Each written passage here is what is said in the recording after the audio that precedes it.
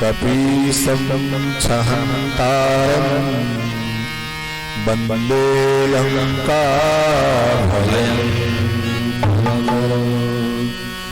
आपदामपहर्तारं दातारं सर्वसम्पदाम्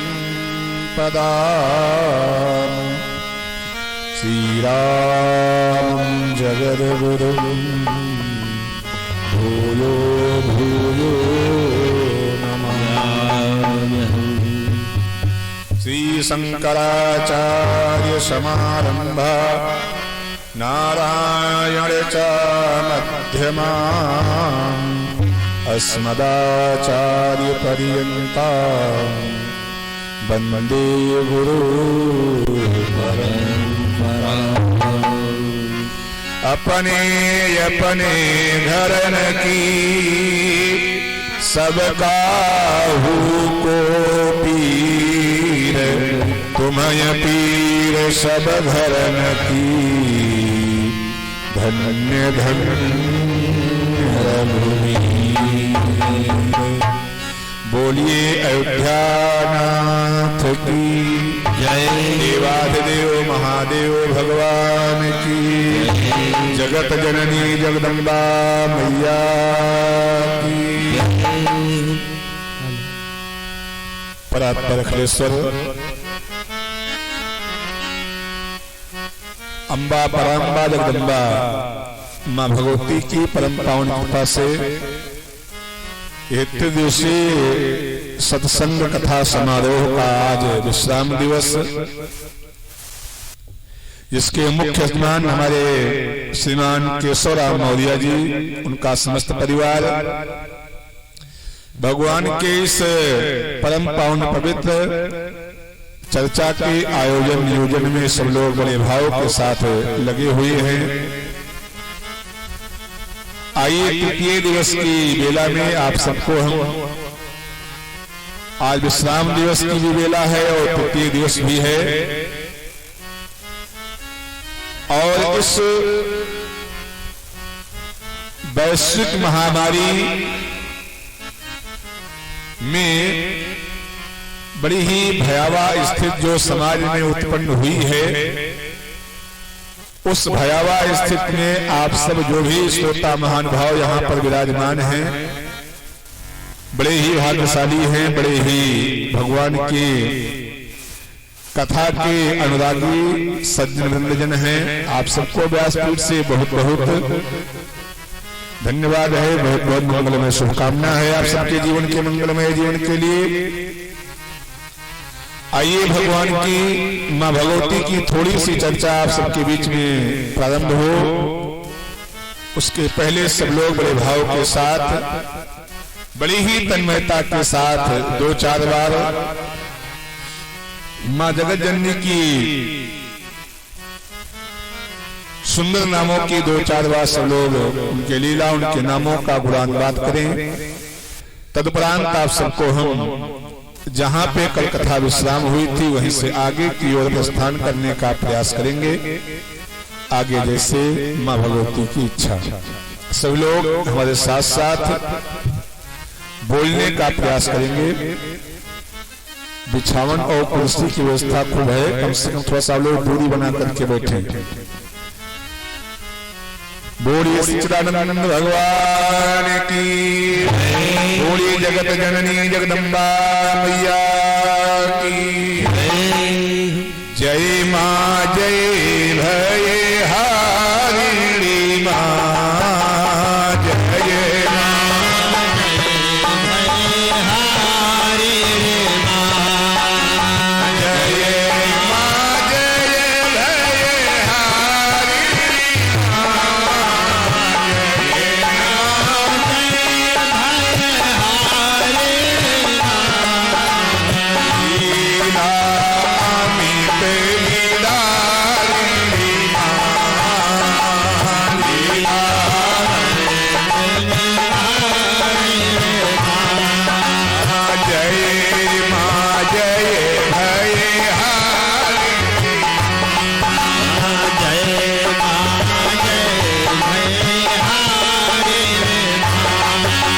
संकट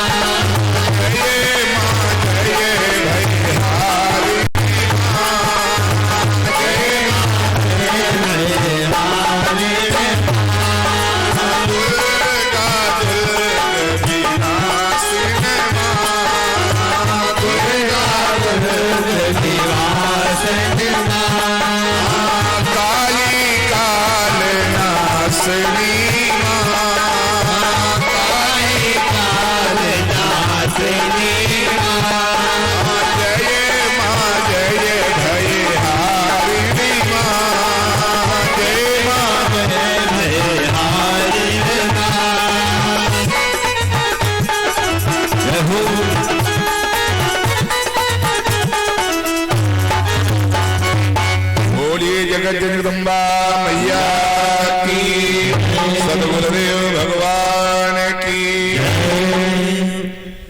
कल की कथा में आप सब लोगों ने श्रवण किया था भगवती सती का चरित्र, और वही माता सती अगले जन्म में राजा हिमांचल के यहाँ महारानी मैना के गर्भ से पार्वती माता बनकर के प्रकट हुई। बड़ा ही राजा हिमांचल के यहाँ उत्साह, बधावा, मंगल गीत गाए जा रहे हैं। सभी नदियां अब राजा हिमांचल के यहाँ तो नदियां पर्वत पहाड़ों से प्रेम है, वही उनके मेहमान हैं, रिश्तेदार हैं। सब आनंद में झूम रहे हैं, लताएं फूल रही हैं, प्रफुल्लित हो रही हैं। बड़ा ही आनंद है, उत्सव राजा हिमांचल के यहाँ। आप सबको भी पता है जब हमारे घर में संतान की प्राप्ति होती है,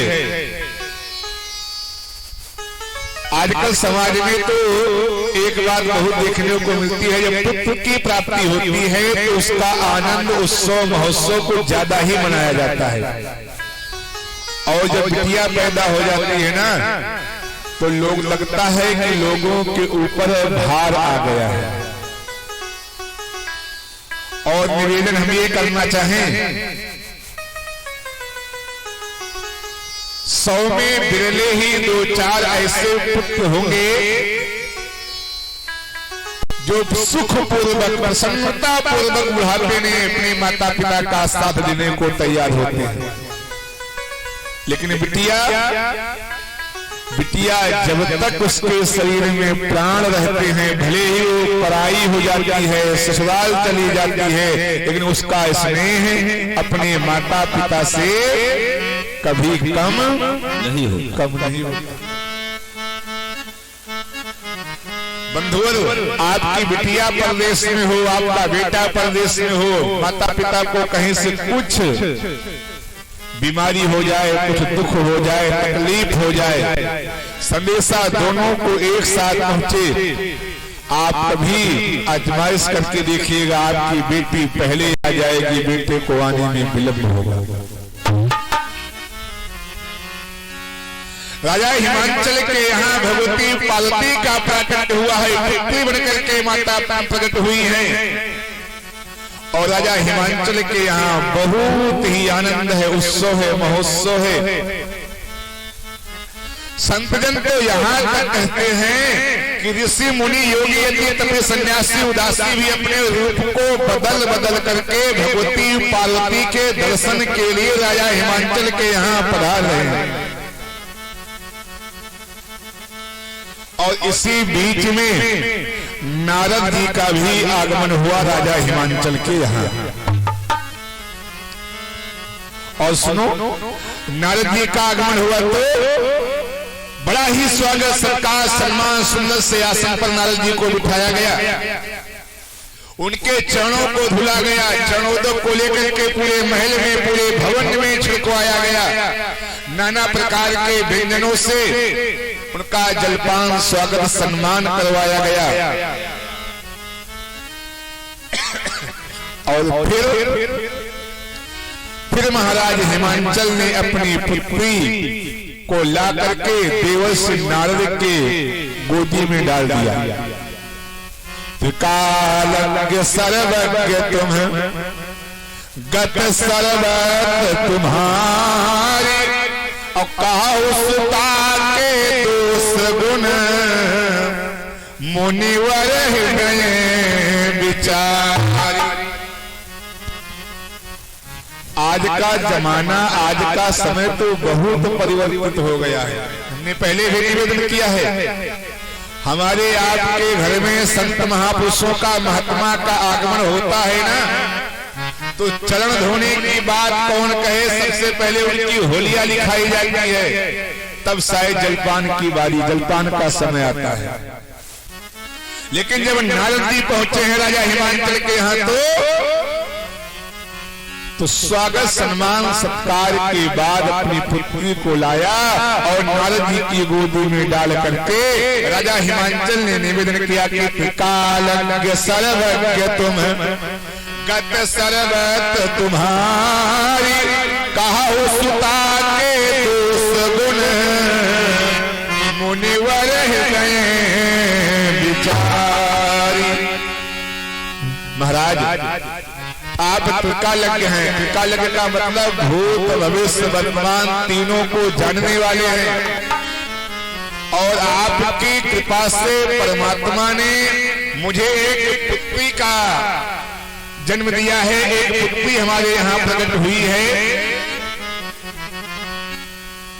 तो जरा इसकी हस्तरेखाओं को देख करके, इसके मस्तक की रेखाओं को देख करके आप इसके बारे में बतावें। क्या इसके भाग्य में लिखा है, क्या इसके कर्म में लिखा है। एक स्वभाव होता है माताओं का, पुरुषों का, माता पिता का, जब घर में कोई बालक आता है, नव शिशु आता है, तो अपने राज पुरोहित से या किसी संत ब्राह्मण विद्वान से लोग इसके बारे में जानकारी करते हैं। महाराज कैसे सुघड़ी में इसका जन्म हुआ है, किस घड़ी में इसका जन्म हुआ है, क्या इसके भाग्य में लिखा है। और आज उसी जानकारी के लिए महारानी मैना राजा हिमांचल ने नारद जी की गोदी में अपनी बिटिया पार्वती को डाल दिया। महाराज आप भूत भविष्य वर्तमान त्रिकालज्ञ सर्वज्ञ गति सर्वत्र तुम्हारे चारों दिशाओं में आपका यश कीर्ति वैभव पद प्रतिष्ठा सम्मान फैला हुआ है। आप भूत भविष्य वर्तमान तीनों काल की जानने वाले हैं। तो आप मेरी बिटिया के भी हस्तरेखाओं को देख करके, मस्तक की रेखाओं को देख करके आप वर्णन करें कि मेरी पुत्री के भाग्य में क्या लिखा। बंधुवर नारद जी मन ही मन मुस्काए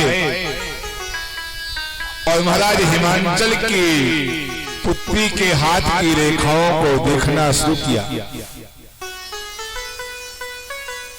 और बड़ा ही सुंदर वर्णन किया। राजन, ये आपके घर में जो बिटिया पैदा हुई है, ये कोई साधारण पुत्री नहीं है।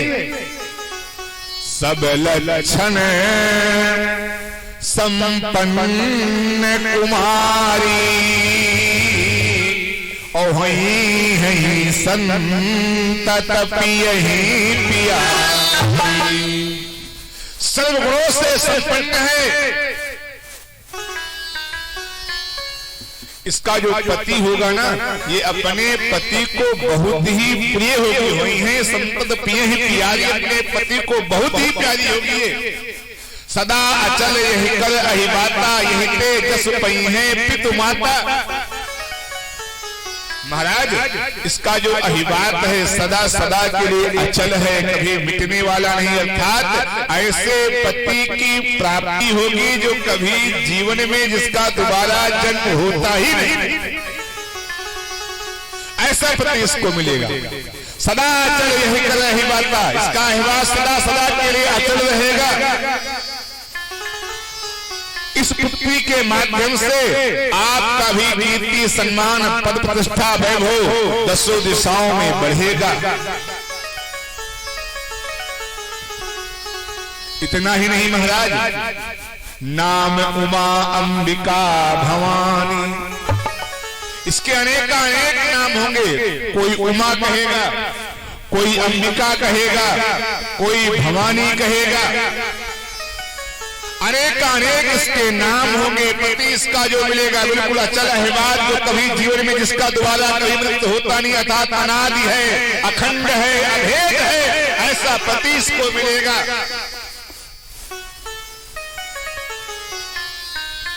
तो फिर महाराज सब गुण ही गुण है, तो कोई दोष कहाँ दोष है। क्या दोष है? दोष ये है कि नगन अमंगल वेश, जो जटिल काम नगन अमंगल वेश, और अस स्वामी यही कामिलई परिहस्त असरे। का समस्या एक है, और समस्या ये है कि इसके हाथ की रेखाएं ये बता रही हैं कि पति जो इसका होगा वो अखंड होगा, अभेद होगा, सुवेद होगा, लेकिन योगी होगा। और ऐसा योगी बहुत जटिल योगी, कोई साधारण योगी नहीं, जोगी जटिल अकाम, जिसके मन में कोई कामनाएं होगी ही नहीं। जोगी जटिल अकाम नगण अमंगल वेश, जिसके शरीर पर कोई वस्त्र कुछ नहीं, नगन अवधूत फक्कड़ अवघड़, और जरा वेश जो है वो अमंगल है देखने में। वेश कैसा है? अमंगल है देखने में। लेकिन जब ये आपकी पुत्री उस अमंगल वेश को प्राप्त कर लेगी तो अमंगल जो है वो मंगल हो जाएगा। कब? वो स्वामी जी कहते हैं मंगल भवन अमंगल हारी, मंगल भवन अमंगल हारी, सहित यही जपत पुरारी, सहित यही जपत पुरारी,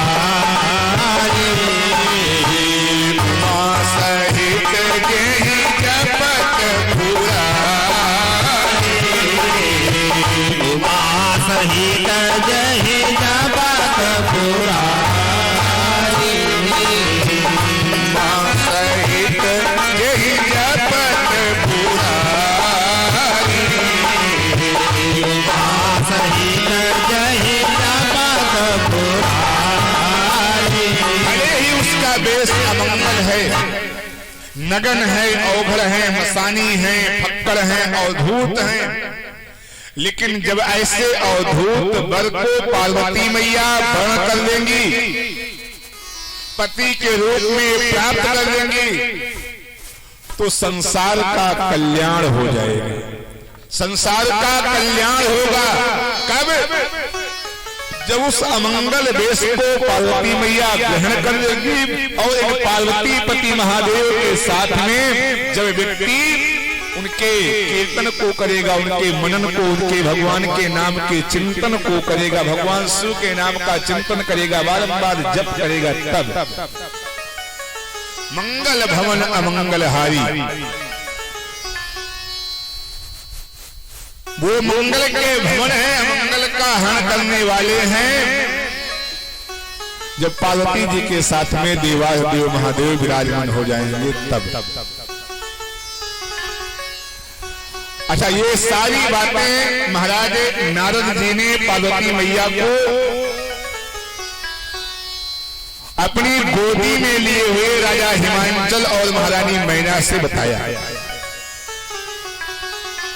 महारानी मैना सारी बातों को सुन रही हैं, राजा हिमांचल सारी बातों को सुन रहे हैं। माता भगवती पार्वती के हस्त की रेखाओं को देख करके नारद जी ने सुंदर वर्णन किया। नारद जी चलने को तैयार हुए। नारद जी वहां से गमनित हुए और फिर जैसे ही महारानी मैना के पास राजा हिमांचल जी पार्वती जी को लेकर के गोदी में देने के लिए गए ना, महारानी मैना ने राजा हिमांचल के पैरों को पकड़ लिया।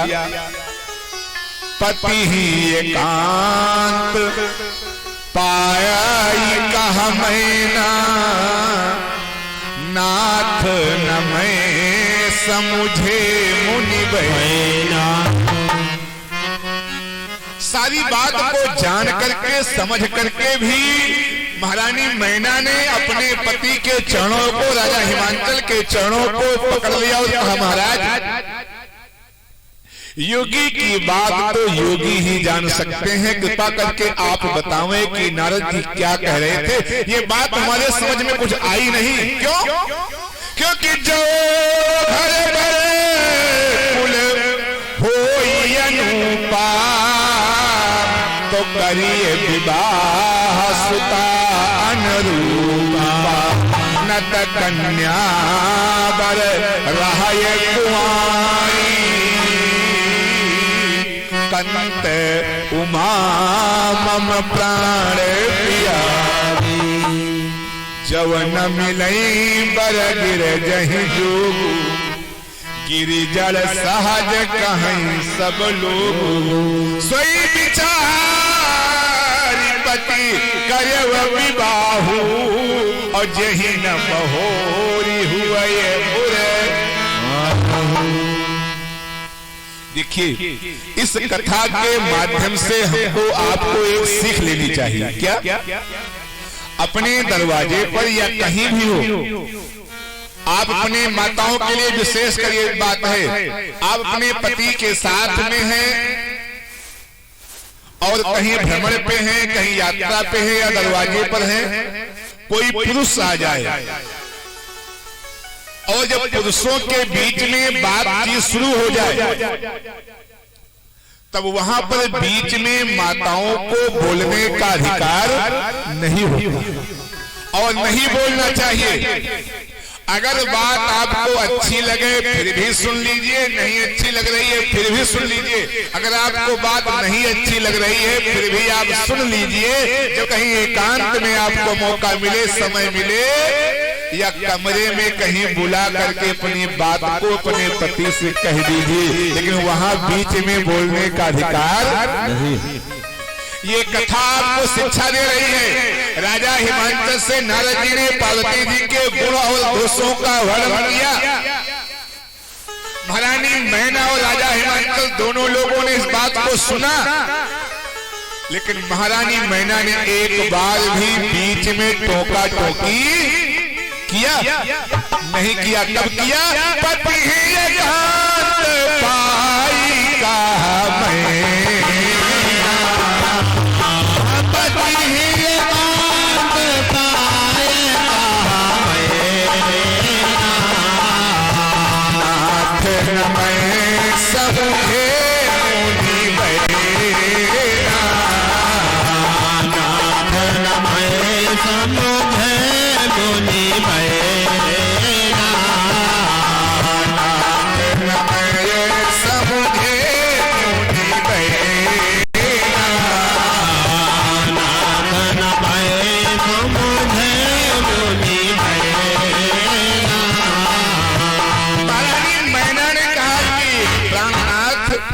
मैंने नारद की बात को समझा नहीं सही से, मैं समझ नहीं पाई क्या कह रहे थे।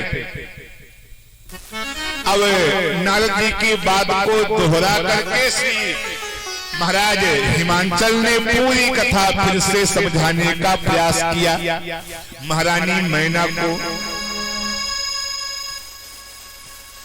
महारानी मैना ने कहा कि प्राणनाथ, इतने दिनों के बाद हमारे घर में बिटिया का जन्म हुआ। देखिए माता का प्रेम पुत्री से कितना होता है। महारानी मैना ने कहा कि प्राणनाथ, इतने दिनों के बाद हमारे घर में बिटिया का जन्म हुआ है, और नारद जी बता रहे हैं कि इसका जो पति होगा जोगी जटिल अकाम नगन अमंगल बेश, अस स्वामी यही का मिले परी हस्त असरे। इसका पति जोगी होगा, जटिल होगा, अकाम होगा, नगन होगा, देश अमंगल होगा। आप विचार करें कि संसार के लोग क्या कहेंगे, क्या कहेंगे संसार के लोग। घर में एक बिटिया और वो भी ऐसे बौरहा के साथ में विवाह कर दिया कि बिटिया की जिंदगी नर्क हो गई। ऐसे बौरहा वर के साथ में हम अपनी बिटिया का विवाह करेंगे तो समाज के लोग क्या कहेंगे। एक बार भी आपने नारद जी से ये नहीं पूछा कि क्या ये मेरे योग्य है, सुयोग्य है। महाराज आप विचार करें, जो न मिलई बर गिर जही जोगु, गिरिजर सहज कहीं सब लोग।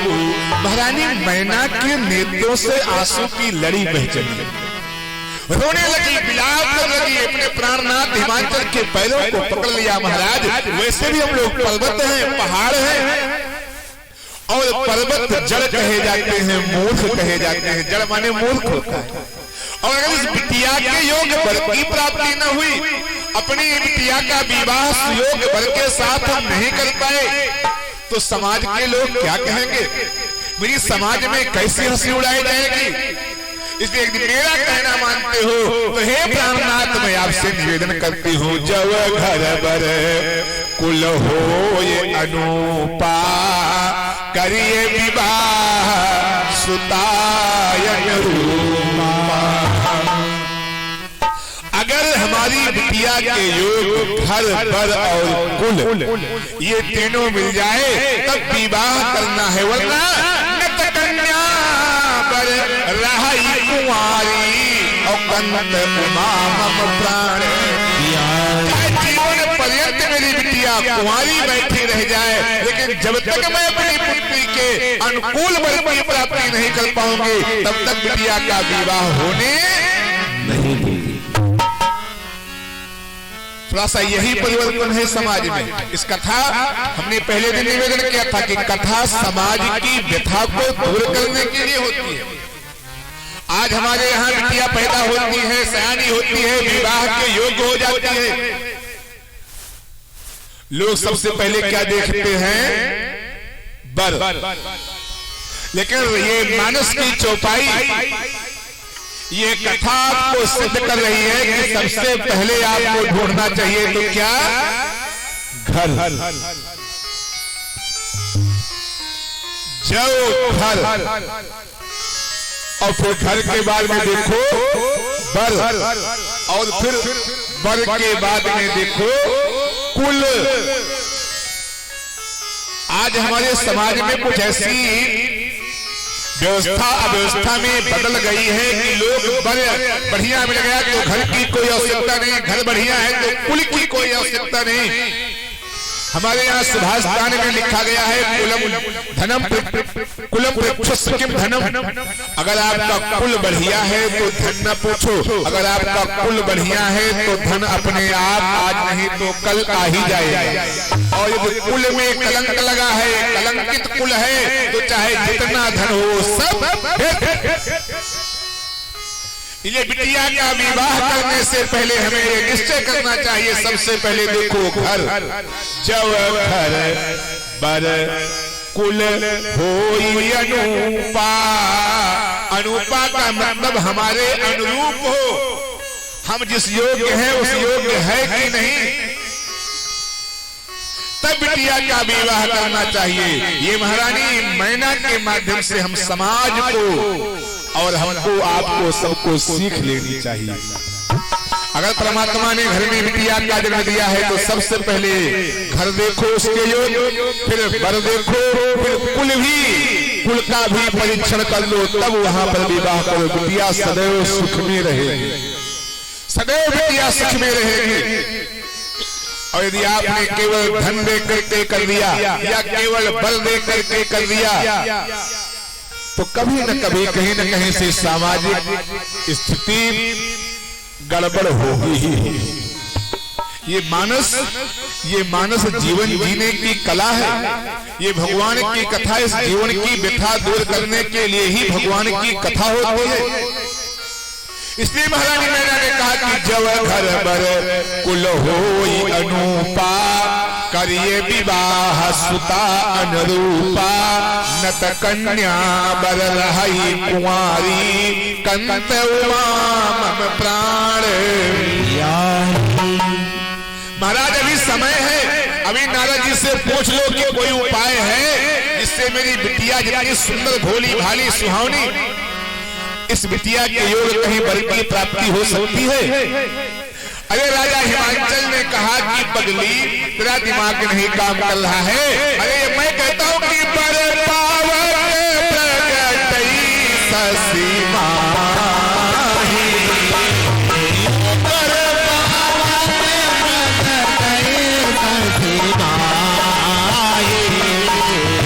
नारद बचन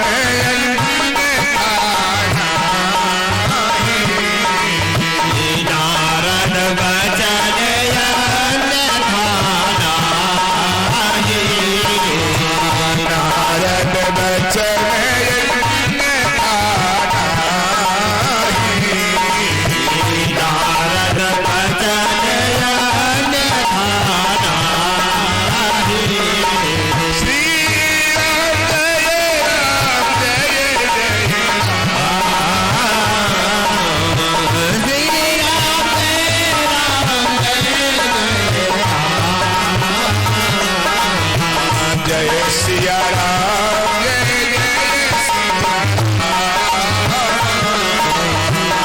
जय सिया राम जय सिया राम। एकदम से राजा हिमांचल ने महारानी मैना से कहा कि पगली, तुझे नारद के बारे में जानकारी नहीं है। पर पावक प्रगटई सस माही, लेकिन नारद बचन अन्यथा।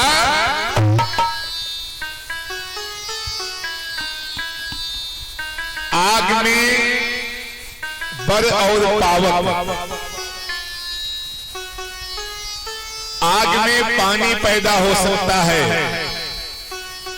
आग शीतलता को छोड़ सकती है, चंद्रमा अपनी शीतलता को छोड़ सकता है, आग अपनी प्रखरता को प्रचंडता को छोड़ सकती है, लेकिन नारद की बात कभी झूठी नहीं हो सकती। देखो भाई, नाम ही है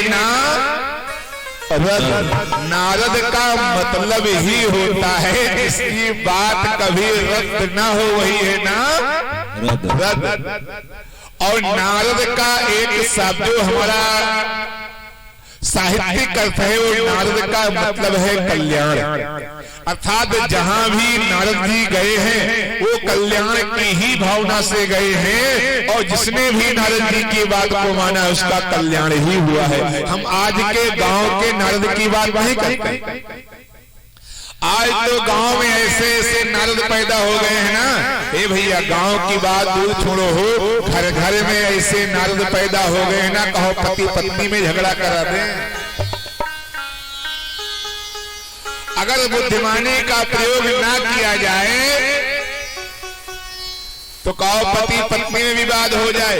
एक गांव में एक सज्जन का विवाह निश्चित हुआ, एक सज्जन का विवाह तय हो गया, तिथि निश्चित हो गई, फला मुहूर्त में बारात लेकर के आपको आना है। कन्या पक्ष वालों के साथ कुछ लोग ऐसे लग गए नारद टाइप के। कन्या पक्ष वाले कन्या पक्ष के साथ में आए, कहा सुनो महाराज, विवाह तो निश्चित हो गया है, विवाह की तिथि निश्चित हो गई है, फला तिथि में आपको बारात लेकर के आना है, लेकिन एक शर्त है। क्या शर्त है? कहा शर्त ये है कि बारात में कोई बुढ़ा नहीं आएगा, कोई बूढ़ा नहीं आएगा, है ना। तुम लोग भी होशियार रहना, क्योंकि इस समय खूब बारात का माहौल चल रहा है। तुम्हारे यहाँ तो 26 को बारात है। अगर कहीं ऐसा प्रस्ताव आ जाए तो कमंडल हमका ले जाओ। कन्या पक्ष से प्रस्ताव आ गया कि बारात में कोई बूढ़ा आदमी नहीं आएगा। अब सारे बाराती परेशान। अच्छा चलो ठीक, कोई बात नहीं जाएंगे बूढ़े, सब जवान जवान लोग जाएंगे। अच्छा, सब जवान लोग तैयार हो गए बारात में जाने के लिए। अब जो दूल्हे का नाना था वो 3 दिन पहले से आ गया था। सब मान जाए तो मान जाए, दूल्हे का नाना का है तो माने। उसने कहा ना, उसका नाम है नाना। उसने कहा ना मतलब हम चलेंगे, मानने वाले रुकने वाले नहीं। अब गांव वाले सब परेशान की बारात में किसी बूढ़े की मांग नहीं है, नाना कह रहा है कि हम जरूर चलेंगे। अच्छा चलो, नहीं मान रहा तो नाम है नाना, जब नहीं मानेगा तो चलो उसको किसी, जो एक गाड़ी होती है जिसमें सामान रखा जाता है ना, उसी सामान वाली गाड़ी में जहां बड़े बड़े संदूक होते हैं, बक्से रखे जाते हैं, गावनी के बीच में कहीं छिपा दो नाना को। अब नाना को उसी संदूक और बड़े बड़े बक्से के बीच में उसी गाड़ी पर छिपा दिया गया। सारे जवान लोग बारात में गए। अब जब बारात वहां पहुंच गई, बारात में जलपान इत्यादि हो गया। अब समय आया विवाह का, तो वहां से फिर एक प्रस्ताव लेकर के आ गया। बारात मालिक कौन है भाई? बारात मालिक कौन है? पता चला बारात मालिक फला है, श्रीमान जी है, यही बारात के मालिक है। अच्छा, तो कहा सुनो, बिटिया के पिताजी ने संदेशा भेजा है जनवासे के लिए। क्या संदेशा है? कहा संदेशा ये है कि हमारे गांव के पश्चिम में एक नदी बह रही है, तुम लोग अगर इस नदी में दूध बहा दोगे तभी विवाह होगा, नहीं तो विवाह नहीं होगा। अब सारे बाराती 1 2 3 अब बहती हुई नदी में, जिस नदी में जल की धारा बह रही हो, उस नदी में दूध बहाना संभव है? कोई आसान काम है? बोलो भाई। सारे बाराती परेशान कि हम दूध नदी में दूध बहा पाएंगे और ना विवाह होगा। सब लोग चलने की तैयारी कर लिए, चलो लौट चलिए, बारात विवाह नहीं होगा, लौट चलो लौट चलो, विवाह नहीं होगा। अच्छा, किसी सज्जन ने कहा कि जब लौट के चल ही रहे हैं, विवाह नहीं होगा, तो नाना को काहे मारे डाल रहे हो, बक्सा के बीच में छिपाए रखे हो? कम से कम नाना को निकाल लो बाहर। अब तो ठीक से लौट करके एसी वाली गाड़ी में बैठ के चले।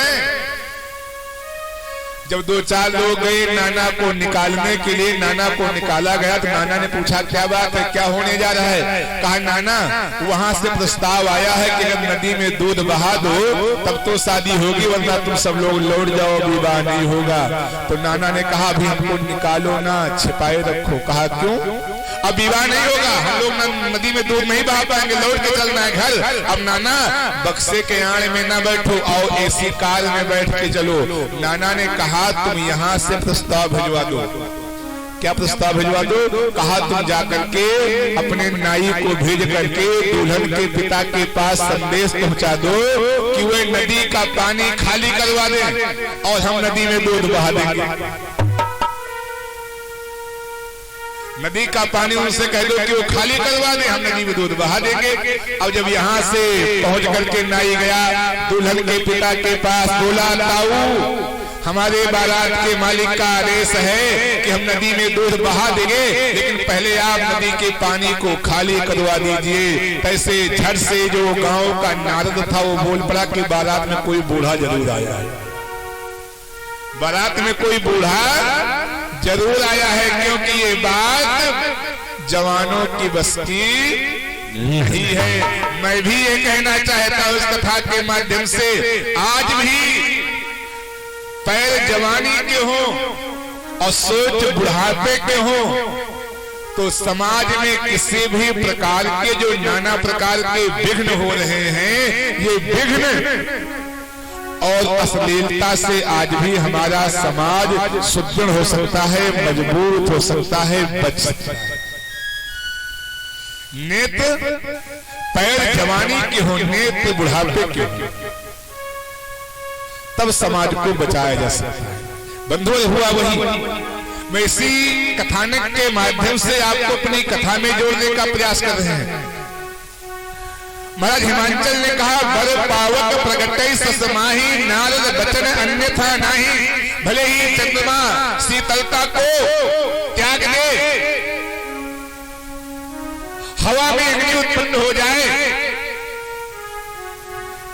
लेकिन नारद जी की बात कभी झूठी नहीं हो सकती है। तो कहा महाराज जब झूठी नहीं हो सकती है तो क्या कोई उपाय है कि मेरी बिटिया को इससे सुंदर कोई बर मिल जाए? नारद जी से पूछो।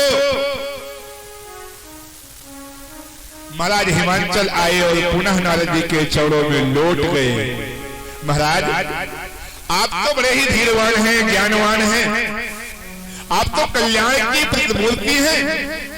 महाराज इतने दिनों के बाद बुढ़ापी में मुझे एक बिटिया मिली है और ऐसे बौरहा वर के साथ आप विवाह का योग बता रहे हैं, क्या मेरा जीवन सुखमय रहेगा? महाराज कोई उपाय बताओ जिससे मेरी बिटिया के लिए सुंदर वर की प्राप्ति हो जाए, सुंदर सा वर मिल जाए। नारद जी ने कहा ये बात है। कहा जब तप करई कुमारी तुम्हारी, तो भावी हूँ मेट सकई त्रिपुरारी। अगर तुम्हारी बिटिया पार्वती वन में जाकर के और तपस्या करे, किसके नाम की? देवाधिदेव महादेव की, तो जब तप करई कुमारी तुम्हारी, तो भावी हूँ मेट सकई त्रिपुरारी। देवाधिदेव महादेव में इतनी क्षमता है, मेरे प्रभु में इतनी क्षमता है कि वो लिखे लिखाए विधान को भी मेट सकते हैं। सुनो भैया, ये सामर्थ्य और किसी देवता को नहीं दी गई। जान लीजिए, ब्रह्मा जी का लिखा और किसी को मिटाने की क्षमता नहीं है। अगर ब्रह्मा का लेख मिटाने में किसी के पास सामर्थ्य है, वो सामर्थ्य केवल मेरे देवाधिदेव महादेव भगवान शिव में है। भगवान शिव अपने सामर्थ्य शक्तिशाली देवता हैं जो ब्रह्मा की लेख को भी मिटा सकते हैं। का महाराज वो कैसे का प्रमाण है? तपस्या के बल से। अगर आपकी बिटिया जाकर के जंगल में तपस्या करे तो निश्चित है कि इसके भाग्य में जो कुछ भी लिखा गया है वो मिट सकता है, अनहोनी होनी हो सकती है, बुरा अच्छा हो सकता है। ये महादेव में सामर्थ्य है, महादेव में शक्ति है। हाँ, आपकी बिटिया को तपस्या करने के लिए जंगल में जाना पड़ेगा। क्यों? क्योंकि तप बल से धरई मही भारा, तप बल शंभु करई संहारा, तप बल से धरई मही भारा, तप बल शंभु करई संहारा, तप बल से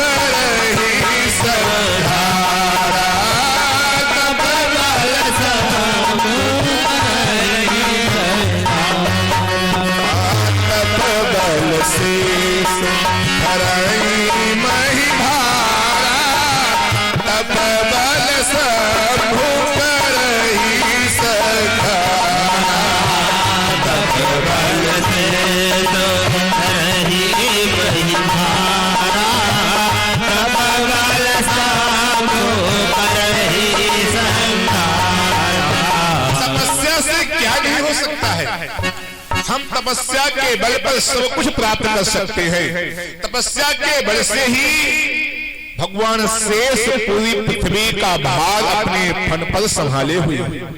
तपस्या के बल से ही देवाधिदेव महादेव संसार का संहार करते हैं।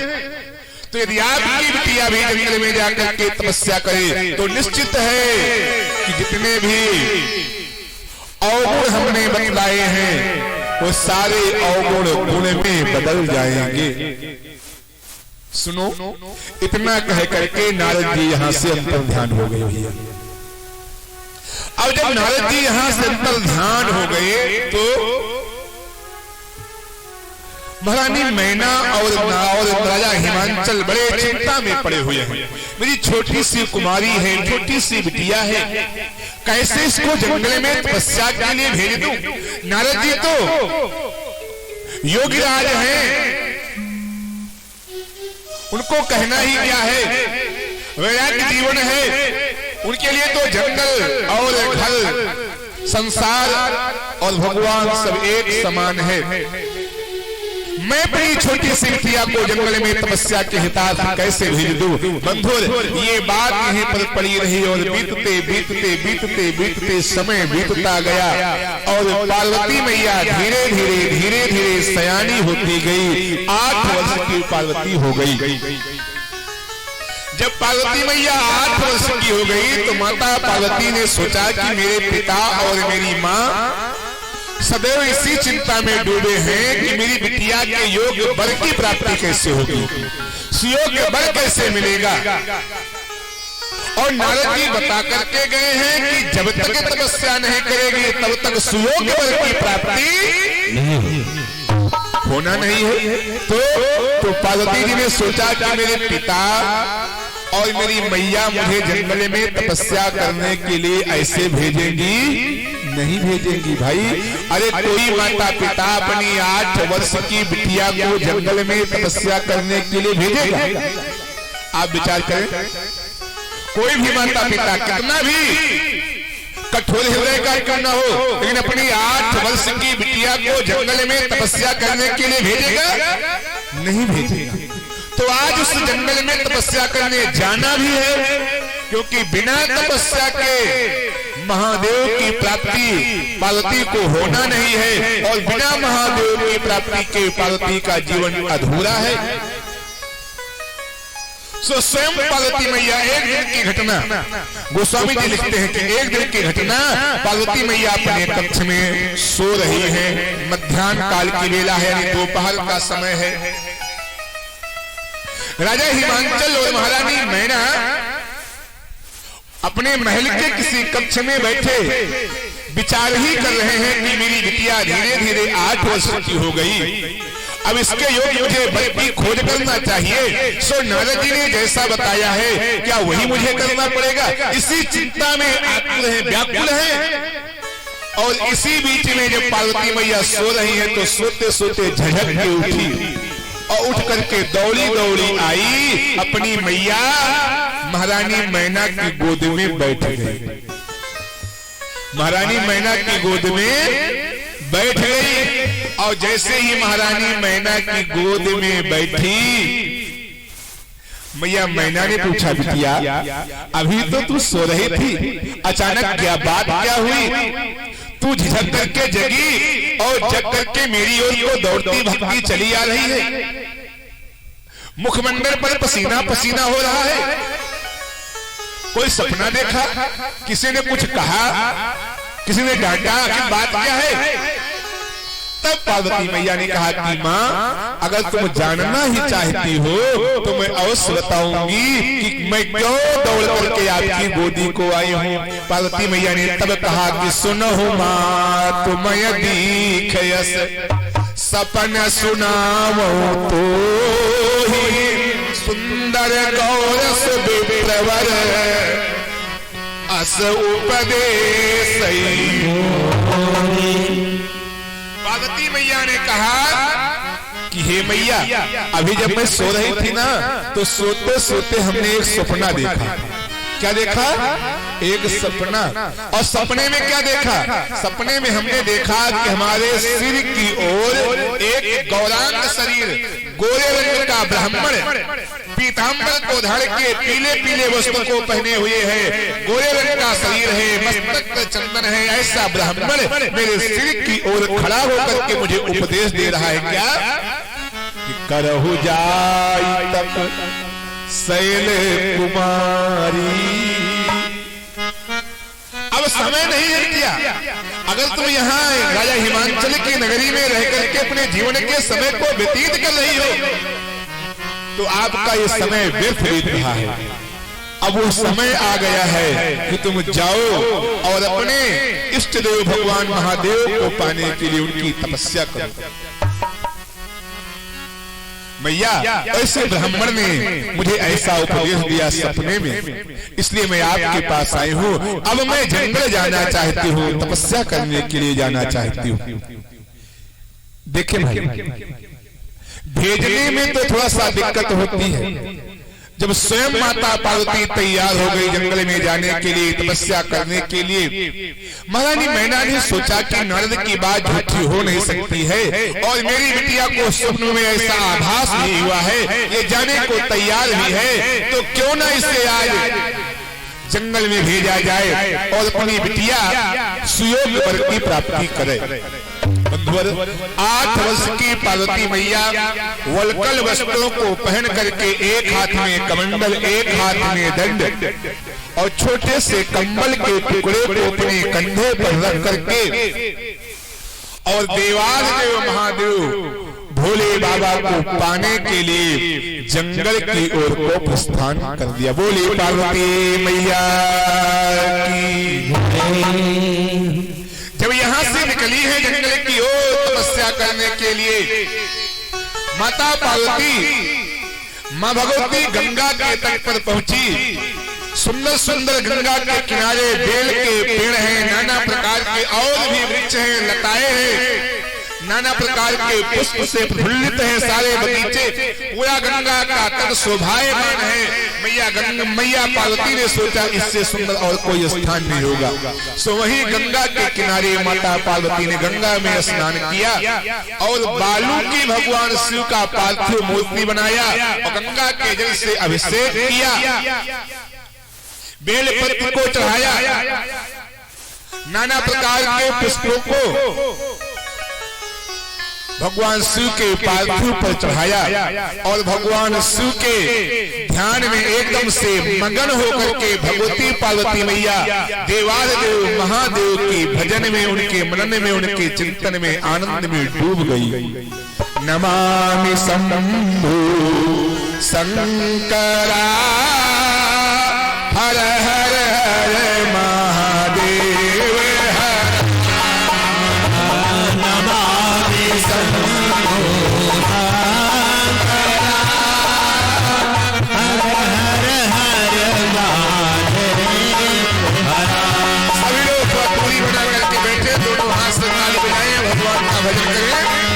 नमामि शंभु शंकरा हर हर हर महादेव हर। नमामि शंभु शंकरा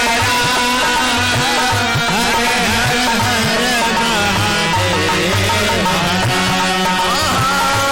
हर हर महादेव हर। हर हर हर महादेव हर। हर हर हर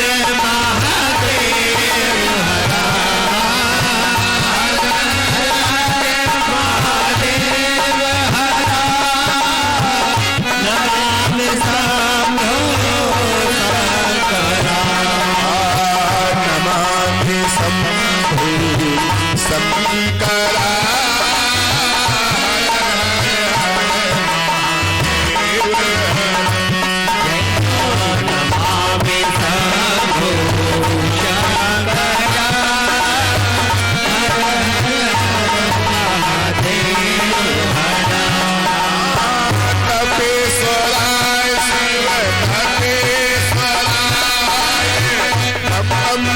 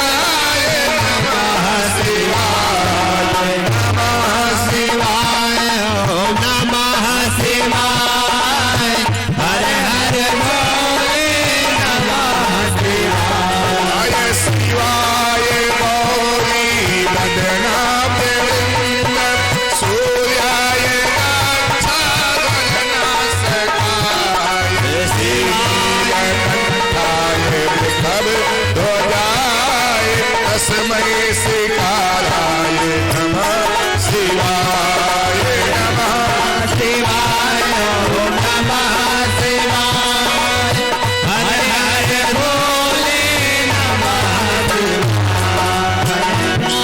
शिवाय ओम नमः शिवाय हर हर भोले नमः शिवाय वशिष्ठ कुंभोज भगवत मारे मुनीन्द्र देवादित्य शेखराय शाक्त वैश्वानर लोचनाय तस्मै वकाराय नमः शिवाय नमः शिवाय ओम नमः शिवाय हर हर भोले नमः शिवाय स्वरूपाय जटाधराय पिनाक हस्ताय सनातनाय देव्याय देवाय दिगंबराय तस्मै यकाराय शिवाय नमः शिवाय ओम नमः शिवाय हर हर भोले नमः शिवाय नमः शिवाय ओम नमः शिवाय हर हर शंभो नमः शिवाय नमः शिवाय ओम नमः शिवाय हर हर शंभो नमः शिवाय जय जय नमः शिवाय ओम नमः शिवाय हर हर शंभो नमः शिवाय नमः शिवाय ओम नमः शिवाय हर हर शंभो नमः शिवाय जटाधराय जटाधराय हर हर शंभो नमः शिवाय महाशिवाय ओम नमः शिवाय हर हर भोले नमः शिवाय महाशिवाय ओम नमः शिवाय हर हर भोले महादेव महादेव भगवान की जय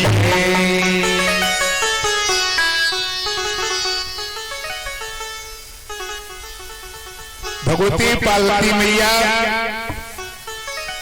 मां भगवती गंगा की गोदी में बैठ करके 8 वर्ष की अवस्था में हमने कल भी निवेदन किया था आपसे भगवान की प्राप्ति के लिए लोग बन क्यों जाते हैं। उस बन जाने का केवल एक उद्देश्य है कि बन में उस बनाने वाले की याद आती है और घर में घराने वालों की याद आती है।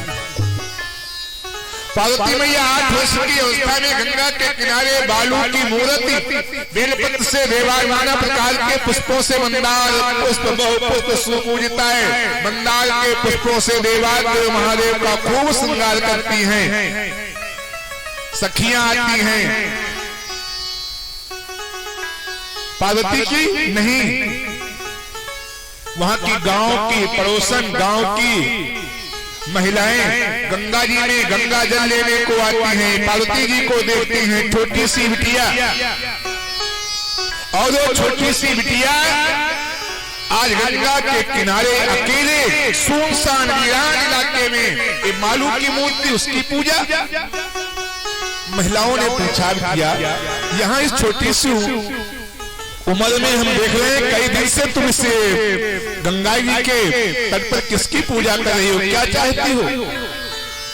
माता पार्वती ने कहा कि बहनों, बस किसी मूल उद्देश्य के लिए अगर मैं अपनी असली बात सही बात को बताऊंगी तो तुम सब लोग सुन करके मेरी हंसी उड़ाओगी।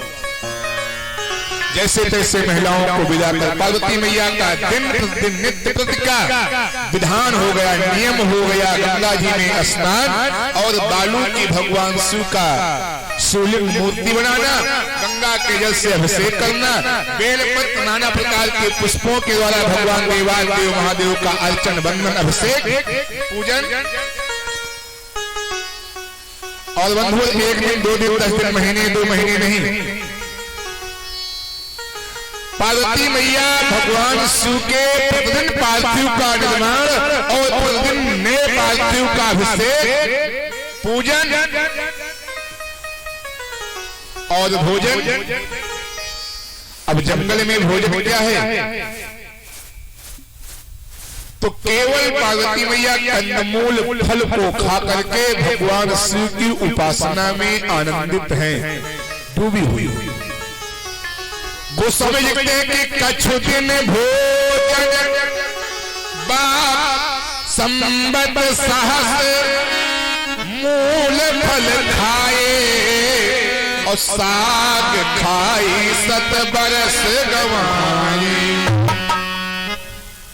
देखिए, आज के जमाने में हम लोग शंकर जी को 1 लोटा जल चढ़ाते हैं, बेलपत्र चढ़ाते हैं, पुष्प चढ़ाते हैं और किसी मनोकामना को मान लीजिए, मान करके शुरू कर दिए भगवान की पूजा। और महीने 2 महीने में मनोकामना नहीं पूरी होगी, नहीं होती है तो कुछ लोग तो शंकर जी की बटिये को उठा करके नहर में कुएं में डाल देते हैं। क्या मतलब ऐसी पूजा से? कहते हैं मैं 2 महीने हो गए शंकर जी को जल चढ़ाते, कोई लाभ है नहीं हुआ अभी तक। लेकिन पार्वती मैया संबत सहस मूल फल खाए। सहस माने होता है 1000। 1000 वर्ष तक माता पार्वती ने केवल कंदमूल फल को खा करके भगवान शिव की आराधना किया, लेकिन भगवान शिव की प्राप्ति तो क्या छोड़ के चली आई? नहीं चली, नहीं आई। संबत सहस मूल फल खाए, जो कंदमूल फल को खा करके 1000 वर्ष तक भगवान शिव की पूजा किया, शिव जी की प्राप्ति नहीं हुई तो कंदमूल फल को भी खाना छोड़ दिया। फिर क्या खाया? साग खाई 7 बरस गवाए। कौन सा साग? सोया मेथी वाला, पालक का?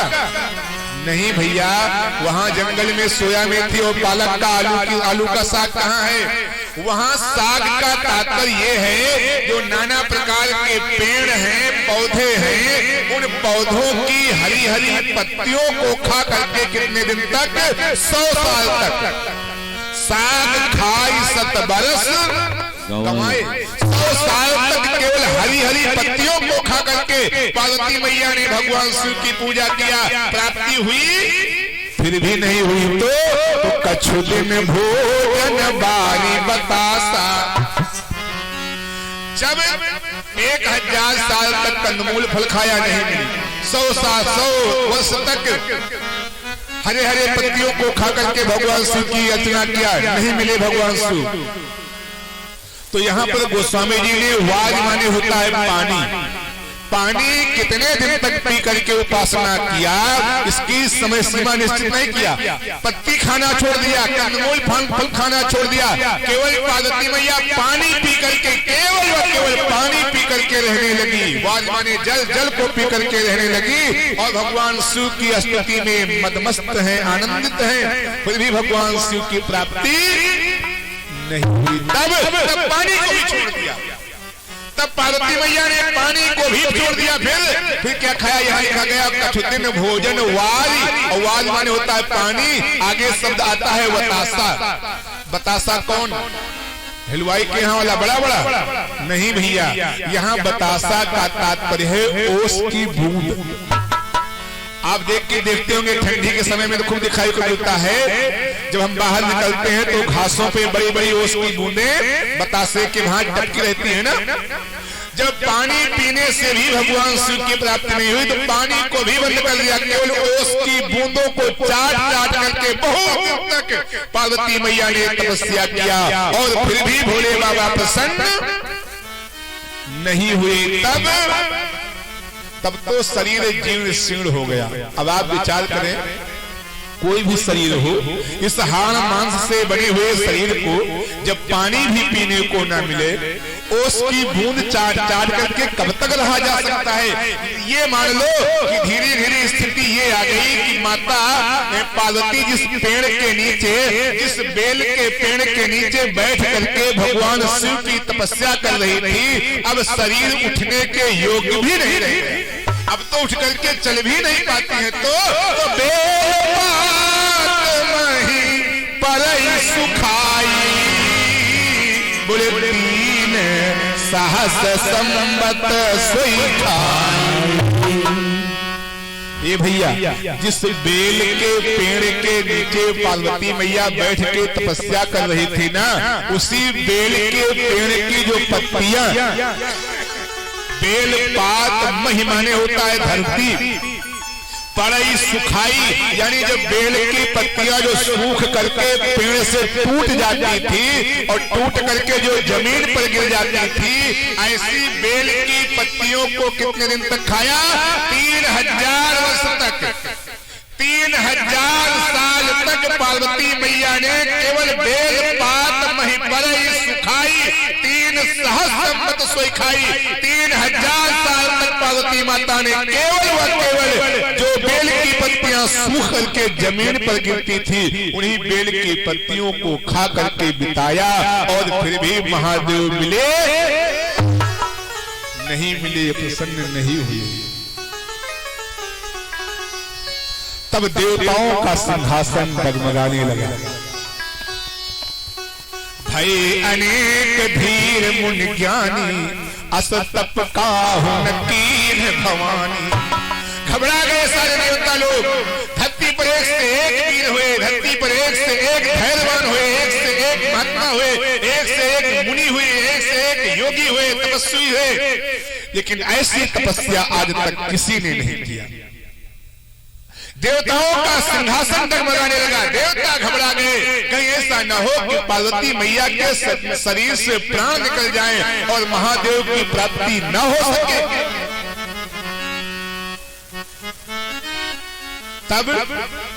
तब देवताओं ने एक सभा का आयोजन किया।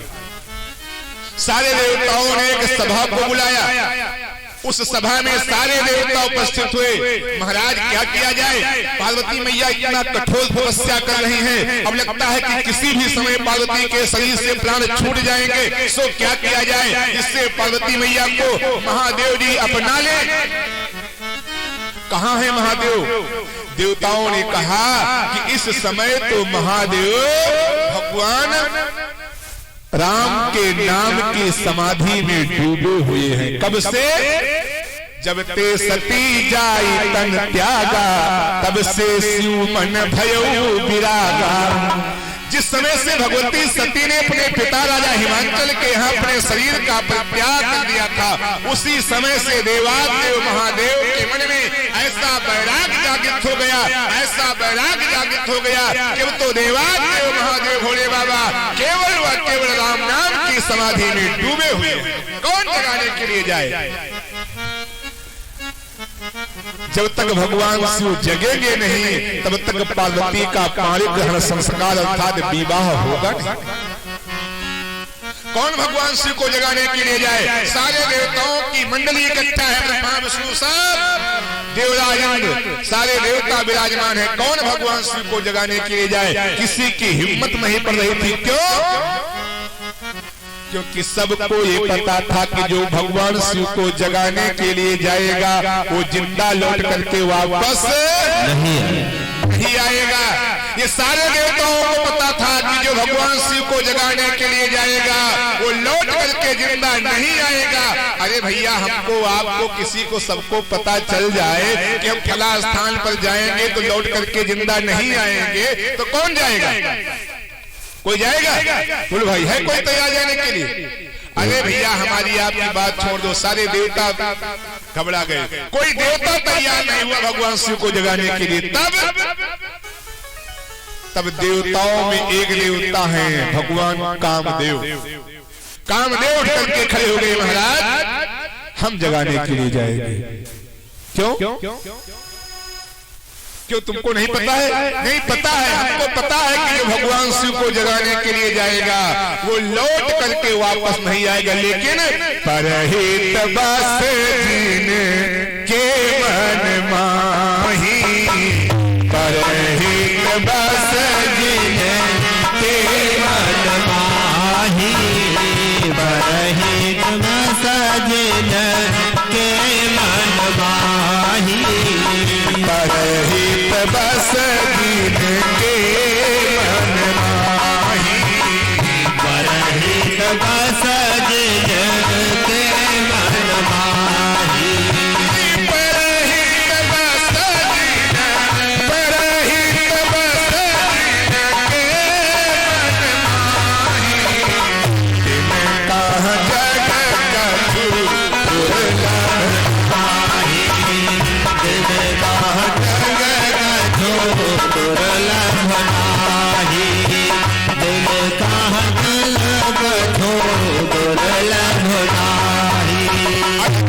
सुंदर सोच है कामदेव की, कितनी सुंदर सोच। कामदेव को पता है कि हम भगवान शिव को जगाने के लिए जाएंगे तो जिंदा लौट करके वापस नहीं आएगी। इतना जान करके भी कामदेव तैयार हो गया भगवान महादेव को जगाने के लिए। क्यों? क्योंकि परहित बस जन के मन माही, और तिन कहा जग कछु दुर्लभ नहीं।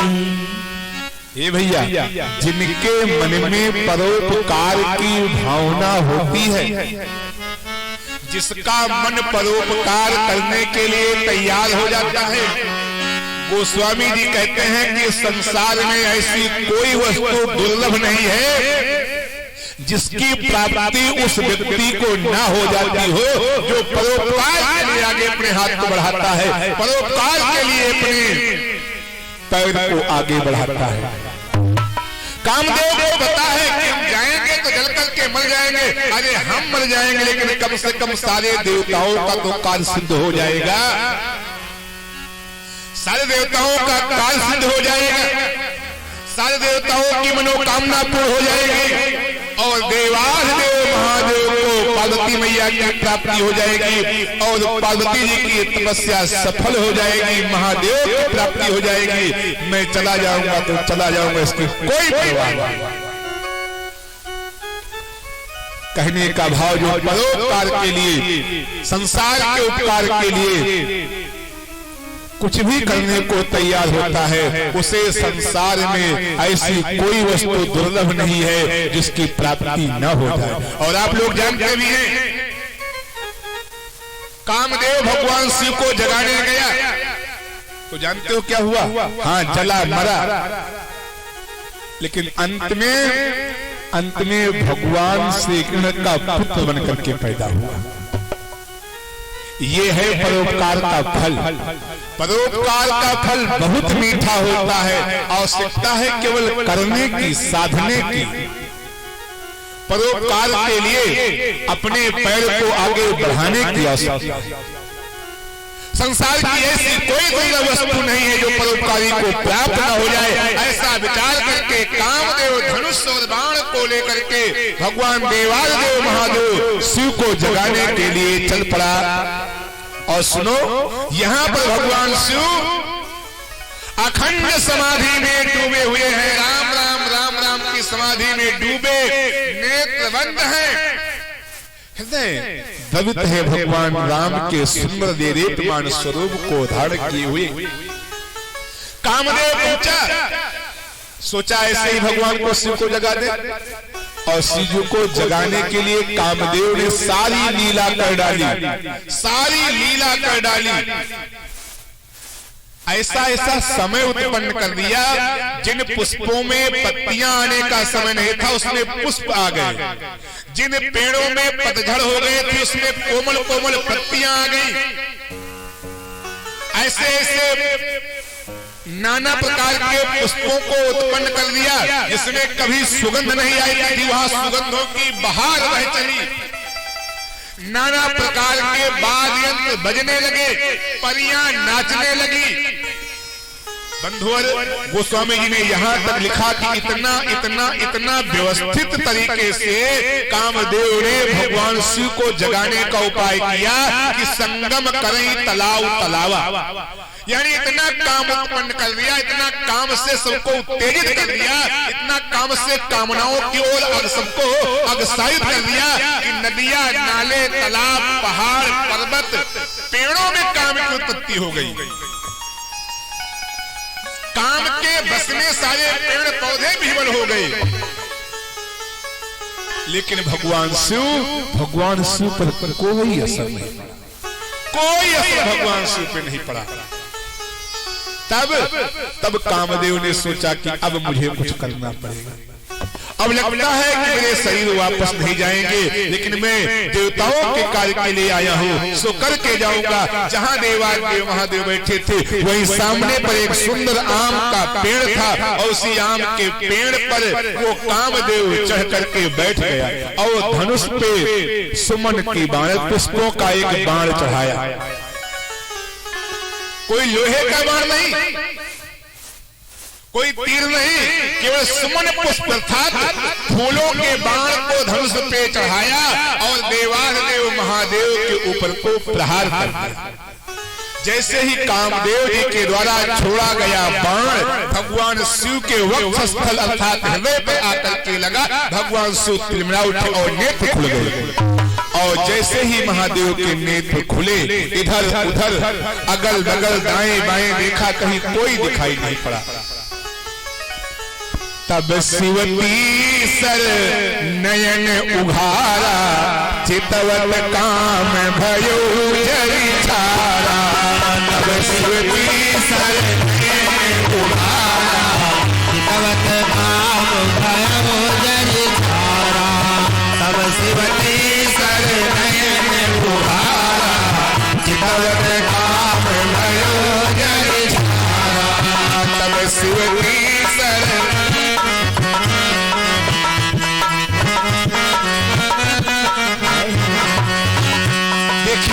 तब शिवती सर नयन उघारा, और चितवत काम भयो जरी छारा। जब दो नेत्रों से भगवान शिव ने इधर उधर अगल बगल दाएं बाएं देखा, कहीं कोई नहीं दिखाई पड़ा। तब तीसरा नेत्र खोला। कौन सा तीसरा नेत्र? देखिए, ऐसा नहीं है कि केवल भगवान शिव के पास ही तीसरा नेत्र है। हम आप सब तो भगवान की संतान हैं, हम आप भी भगवान की संतान हैं। हमारे आपके पास भी तीसरा नेत्र है। आवश्यकता है उसको जागृत करने की, उसको खोलने की। और तीसरा नेत्र कौन है? तीसरा नेत्र है ज्ञान। और यहाँ पर ज्ञान का प्रयोग कैसे किया? जब अगल बगल इधर उधर भगवान शिव ने देखा, कहीं कोई नहीं दिखाई पड़ा, तब भगवान ने अपने दिव्य दृष्टि का प्रयोग किया। ये बाण आया कहां से है? ये बाण आया कहां से है? जब बाण को देखा और बाण की ओर को निशाना लगाया कि बाण कहां से आया है, तब भगवान शिव के नेत्र वहां पहुंच गए जहां कामदेव आम के पेड़ की पत्तियों में छिप करके बैठा था। इसी को कहते हैं तीसरा नेत्र। यहाँ ज्ञान का प्रयोग किया। और जैसे ही ज्ञान का प्रयोग किया, सुनो भैया, हमारे यहाँ देहात में भी एक कहावत कही जाती है। क्यों नेताजी? पुराने लोग कहा करते थे ना कि तलवार का मारा बच सकता है, लेकिन कलम का मारा बचने वाला नहीं। वही है कलम का मारा अर्थात ज्ञान। जिसके ऊपर आप ज्ञान को लगा देंगे, वो तीसरा नेत्र है आपका ज्ञान। यदि आपको ज्ञान है, पंच कृपाण की धारा और परत खगेश न लावत। ज्ञान क्या है? ज्ञान है तलवार की धार। जिसके ऊपर प्रयोग हो जाता है ना, उसको भी कोई बचा नहीं सकता। उत्तरकांड लिखते गोस्वामी जी, ज्ञान ही पंथ कृपाण की धारा और परत खगेश न लावत। जिसके ऊपर ज्ञान रूपी बाण का प्रयोग कर दिया जाता है, तलवार का प्रयोग कर दिया जाता है, दुनिया में से कोई नहीं बचा सकता। आज वही स्थिति हुई। तब शिवती सर नयन उघारा और चितवत काम भयो जरी छारा। देखिए, भगवान जो कुछ भी करते हैं सब अच्छा करते हैं। भगवान जो कुछ भी करते हैं वो सब अच्छा करते हैं। इस बात को आप लोग मानने को तैयार हैं कि नहीं? नहीं मानने को तैयार है, फिर भी आपको मानना पड़ेगा। एक उदाहरण बताएं। एक बार एक गांव से दो सज्जन चल पड़े परदेश कमाई करने के लिए, व्यापार करने के लिए, नौकरी करने के लिए, कुछ भी मान लीजिए। गांव से निकल पड़े। सुनिए माताएं, विष्णु भैया लोग, आप भी बहुत ध्यान सुने। भगवान जो कुछ भी करते हैं अच्छा करते हैं, ये प्रमाण आपको हम दे रहे हैं। दो लोग निकल पड़े व्यापार नौकरी करने के लिए। बड़ी लंबी यात्रा कर डाला और लंबी यात्रा में भूख लगी। तो जब हम घर से चुरा करके भग करके जाते हैं व्यापार नौकरी में, तब पूरी परेठा तो साथ में होता नहीं कि होता है? जब घर से चुरा करके भगेंगे तो पूरी पलेठा कौन बांधेगा? खाली हाथ चल पड़े। मार्ग में लगी भूख, पुराने जमाने की बात, खूब भूख लगी, रास्ते से होकर के जा रहे थे, तब तक दिखाई पड़ा एक खेत, और खेत में बड़े बड़े